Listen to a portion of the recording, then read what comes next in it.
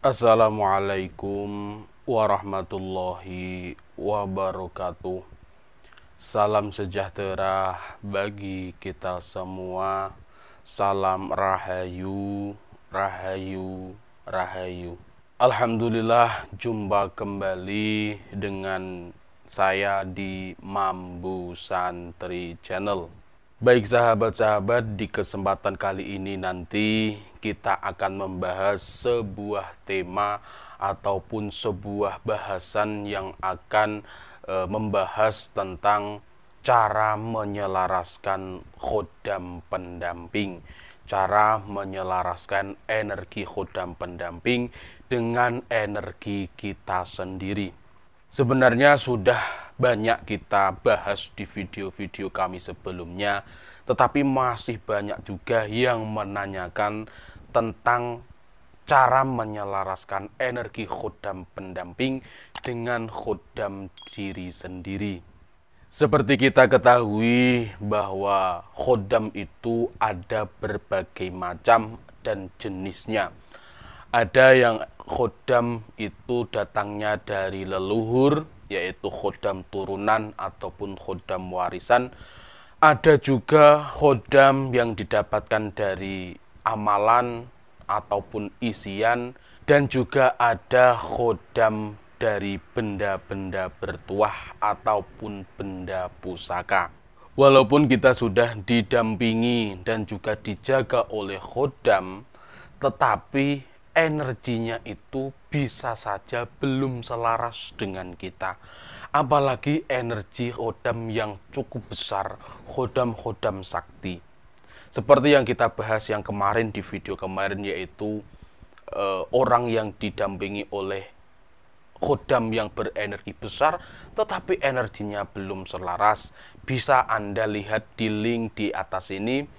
Silahkan, itu videonya sudah kami terangkan, yaitu khodam-khodam yang berenergi besar dan juga energinya belum selaras. Kalaupun energi kita dengan khodam kita belum selaras, itu kita masih bisa dijaga olehnya. Tetapi kita belum bisa mengambil manfaat dari khodam tersebut. Jadi, kalau andai kata khodam kita belum selaras energinya dengan kita, maka otomatis kita belum bisa memanfaatkan energi itu. Tetapi kalau nanti energinya khodam tersebut dengan diri kita sudah selaras, kita bisa memanfaatkan energinya khodam tersebut. Misal menolong orang, membantu orang, menyembuhkan orang yang sakit, dan lain sebagainya. Nah, lalu apa saja hal-hal yang perlu dilakukan untuk menyelaraskan energi khodam dengan energi kita? Sebenarnya, walaupun tidak melakukan cara mempercepat ini atau yang akan kita bahas nanti, otomatis khodam kita itu nanti akan selaras dengan sendirinya. Tetapi memang membutuhkan waktu yang agak lama, karena dia berjalan alami, energinya juga berjalan alami untuk selaras, jadi memang membutuhkan waktu. Tetapi insya Allah, kalau Anda melakukan hal-hal yang akan kita bahas di kesempatan kali ini, energi khodam Anda dengan energi jenengan sendiri itu insya Allah akan cepat menyatu ataupun selaras. Cara yang pertama untuk menyelaraskan energi khodam kita dengan energi diri kita sendiri, yang pertama adalah kita harus membersihkan diri. Membersihkan diri di sini tidak hanya jasmani, tetapi juga dengan rohani kita. Kalau membersihkan diri secara jasmani, otomatis kita sudah pada tahu ya, seperti kita bersih-bersih, berganti pakaian, kita mandi, membersihkan lingkungan, dan sebagainya. Yang zahir, yang di luar, inilah yang dinamakan membersihkan diri atau yang di luar, atau membersihkan jasmani kita. Kalau membersihkan rohani, itu harusnya yang ada di dalam. Contoh, Kita juga bisa berzikir, kita mengingat kepada Tuhan, berpuasa, dan lain sebagainya. Itu yang harus kita lakukan. Lalu, cara yang kedua adalah dengan melakukan berpuasa. Selain bisa membersihkan rohani kita, sejatinya puasa itu bisa mengendalikan hawa nafsu.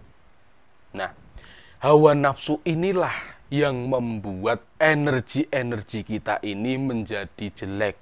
Yang awalnya energinya positif, kalau kita menuruti hawa nafsu, itu kita akan menjadi negatif. Energi kita akan menjadi negatif.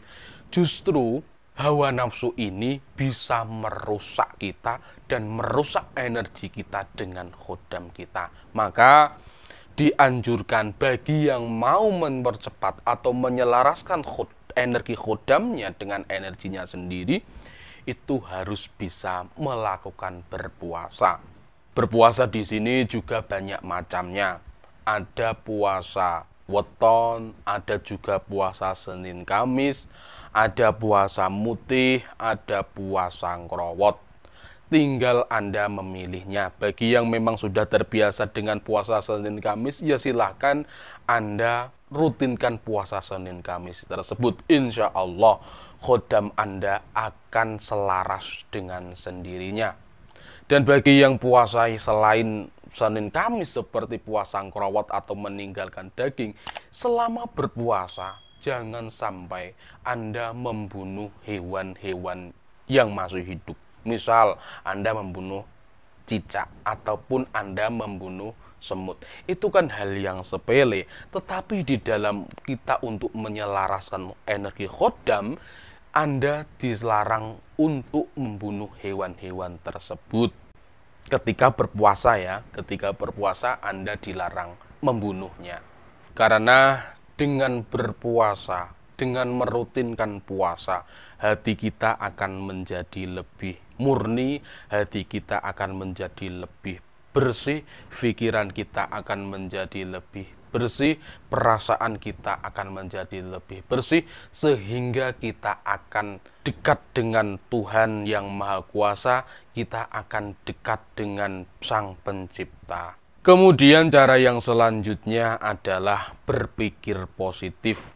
Orang yang ingin menyelaraskan energi khodamnya dengan energi dirinya sendiri, orang tersebut harus berpikiran positif. Karena biasanya khodam yang mendampingi manusia itu energinya positif. Nah, kalau pikiran kita itu negatif, maka otomatis tidak bisa selaras dengan energi khodam kita yang positif. Tetapi kalau kita berpikiran positif, dan energinya si khodam ini positif, maka akan ketemu gitu ya, akan selaras dengan sendirinya. Nah, kalau pikiran kita negatif, otomatis yang khodam kita yang positif tadi akan meninggalkan kita dan diganti atau diikuti kita dengan khodam yang negatif atau khodam yang berenergi negatif. Lalu cara yang selanjutnya adalah mendekatkan diri kepada Tuhan yang Maha Kuasa. Cara ini wajib dilaksanakan orang yang mau menyelaraskan energi khodam dengan energi dirinya sendiri. Dikarenakan kalau kita mendekatkan diri dengan Tuhan yang Maha Kuasa, otomatis energi ketuhanan itu akan mengikuti kita. Mendekatkan dengan Tuhan di sini juga harus sesuai dengan agama dan kepercayaannya masing-masing. Yang muslim silahkan menggunakan cara muslim, yang non-muslim juga silahkan menggunakan caranya non-muslim. Karena sejatinya ibadah itu adalah untuk memuji dan diperuntukkan kepada Tuhan, sehingga apapun agamanya itu akan menjadi energi yang positif. Kemudian cara yang selanjutnya adalah dengan cara melatih energinya. Melatih energi di sini kita harus sesekali menolong orang lain atau membantu orang lain atau merasakan kepekaan. Membantu untuk peka. energi kita peka nggak terhadap energi-energi yang ada di luar sana. Misal seperti yang kemarin saya katakan, yaitu biasanya kalau kita gesekan dengan makhluk-makhluk gaib itu akan merasakan hawa yang hangat, sedikit hangat, agak kepanasan. Nah, itu adalah dengan cara melatih energi kita. Kemudian cara yang selanjutnya dan juga cara yang terakhir adalah mencari guru pembimbing. Mencari guru pembimbing ini sangat penting dan sangat dibutuhkan untuk menyelaraskan khodam kita dengan energi kita sendiri. Apalagi khodam yang dari isian ataupun khodam amalan. Karena khodam isian itu harus dengan guru pembimbing, dan cara yang mengetahuinya adalah guru pembimbing tersebut. Apa pantangannya, apa yang harus dilakukan, itu dari guru pembimbing. Begitupun juga dengan khodam amalan, itu harus menggunakan guru pembimbing. Karena bagaimanapun juga guru pembimbing itu sangat penting gitu ya, untuk kehidupan kita, untuk pengalaman spiritual kita. Jadi kita tidak salah arah. Nanti kalau kita mau belok ada yang meluruskan lagi. Wallahu a'lam bishawab. Nah, itulah sahabat-sahabat cara untuk menyelaraskan energi khodam dengan energi diri kita sendiri. Terima kasih yang sudah menonton video sampai di detik ini. Semoga panjenengan selalu diberi kesehatan, diberi keselamatan, dan apapun yang saya sampaikan tadi, apabila ada kebenaran, itu semua dari pertolongan Allah Subhanahu wa Ta'ala, pertolongan Tuhan yang Maha Esa.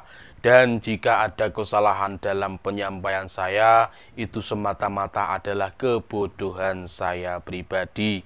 Saya minta maaf yang sebesar-besarnya. Salam Rahayu, Rahayu, Rahayu. Wassalamualaikum warahmatullahi wabarakatuh.